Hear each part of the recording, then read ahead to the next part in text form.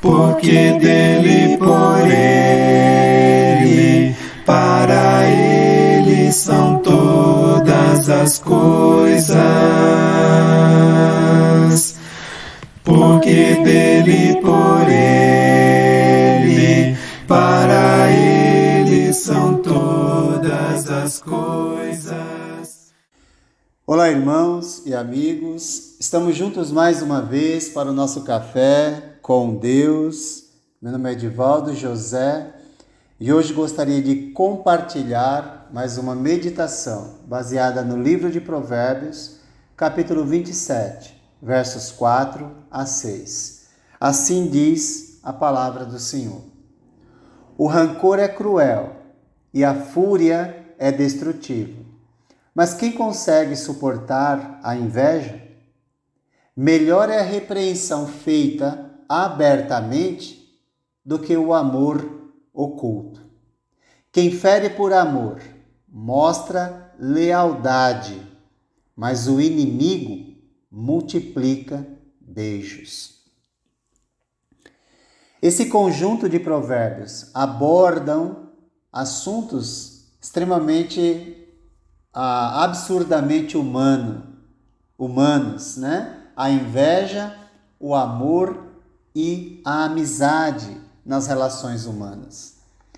No verso 4, nós somos lembrados do poder destruidor da inveja na vida de uma pessoa, que nada mais é que a falta de alegria pelo sucesso do outro. Aqui, a inveja não necessariamente do que o outro tem, mas sim do lugar que o outro ocupa. Quem cultiva a inveja acaba se alimentando do veneno, do rancor e acaba gerando a fúria descontrolada e, consequentemente, destrutiva. Em Gênesis capítulo 37, do 4 a 11, os irmãos de José, por exemplo, gostariam de estar no lugar dele quanto ao amor do seu pai. Por isso, o queriam eliminá-lo e o fizeram, vendendo-o como escravo. É o que a inveja faz. A todo custo tenta eliminar o outro. E, na verdade, eliminando primeiramente dentro de si, depois procura transformar o que abriga no coração em um fato.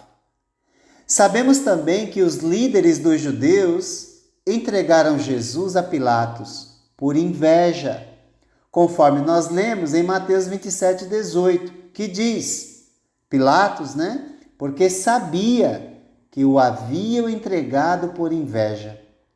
Mas inveja do quê? Porque não conseguiam atrair as pessoas como Jesus atraía, sem nenhum tipo de interesse. Assim, a inveja é um veneno tão poderoso que corrói a pessoa por dentro, como diz Provérbios 14, verso 30.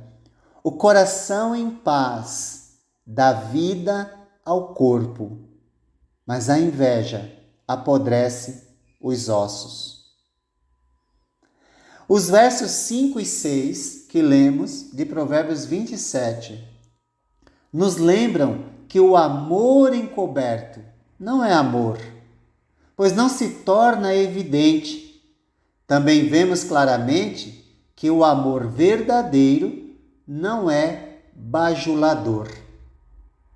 É melhor ter alguém que mostra amor com a sua lealdade, falando dos nossos erros, falando a verdade em amor, do que alguém que bajula e nos calunia pelas costas. Por amor, Paulo repreendeu Pedro, porque este, em função de uma atitude incoerente, foi tido como não andando de acordo com a verdade do Evangelho. Gálatas 2,14. E continua dizendo: quando vi que não estavam andando de acordo com a verdade do Evangelho, declarei a Pedro diante de todos: você é judeu, mas vive como gentil e não como judeu. Portanto, como pode obrigar gentios a viverem como judeus? Ou seja, naquele momento da vida, Pedro estava vivendo de um jeito diante dos gentios, como se fossem gentios, e de outro diante dos judeus.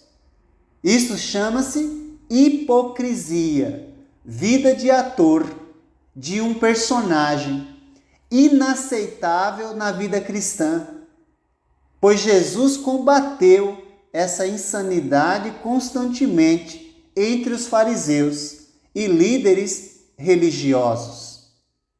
A vida cristã não pode ser vivida como se fosse uma peça de teatro, e sim precisamos andar de acordo com a verdade do Evangelho. Não basta pregar, é necessário viver. Muitas vezes a repreensão é necessária. Se o amor de Paulo por Pedro estivesse encoberto, não haveria repreensão. Mas como Paulo o amava e ele se tornara repreensível, Paulo, com amor verdadeiro, teve a coragem de chamar sua atenção. Não com rancor ou fúria destrutiva, mas com o verdadeiro amor que procura trazer de volta o que se perdeu no caminho da insensatez.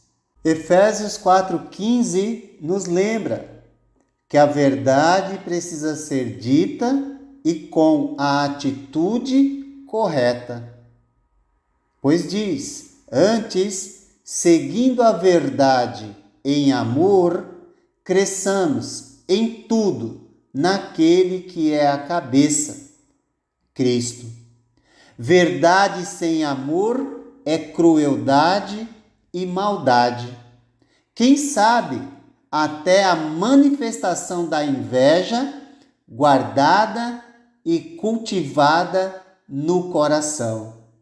Por isso, quando se fala a suposta verdade, fala com fúria no coração e rancor. O amor se revela na franqueza que se opõe contra o erro, o pecado, com o propósito bem definido de sempre restaurar o que se tornou digno de repreensão. Foi essa a atitude do apóstolo Paulo em relação a Pedro. Compreender o jeito certo de agir está à disposição de todos nós. Agir conforme o conhecimento exige coragem, como Paulo, para falar a verdade e continuar com a mão estendida a quem nos ferir, nos machucar ou mesmo abandonar a verdade do Evangelho. Mas também exige humildade, como Pedro, para aceitar a repreensão como uma atitude de amor. Portanto, melhor é a repreensão feita abertamente do que o amor oculto. Sendo bem popular, não é jogar na cara como muitos acabam fazendo, mas a repreensão aberta como amor é aquela que tem o propósito de trazer de volta sempre. Por isso, quem fere por amor mostra lealdade, mas o inimigo multiplica beijos. Não precisamos de bajulação na vida cristã. Precisamos sim de transformação.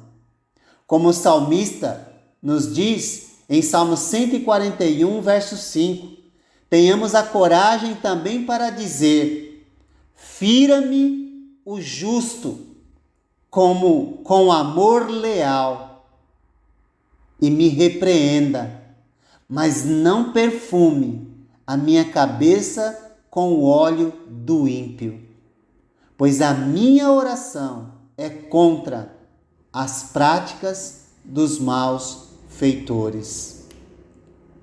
Honestidade com relação aos nossos sentimentos, coragem para falar a verdade, e amor e humildade para aceitar a repreensão são virtudes que revelam que de fato estamos seguindo Jesus, que nunca agiu conforme os sentimentos, sempre falou a verdade com amor e nunca foi corrigido, porque nunca pecou nem deu motivo para repreensão, mas andou humildemente com o Pai. Que Deus nos abençoe e nos ajude a andar e viver como Jesus andou e viveu. Que Deus te abençoe. Quão profundas riquezas, o saber e o conhecer de Deus. Quão insondáveis seus juízos e seus caminhos. A Ele a glória, a Ele a glória, a Ele a glória, para sempre. Amém.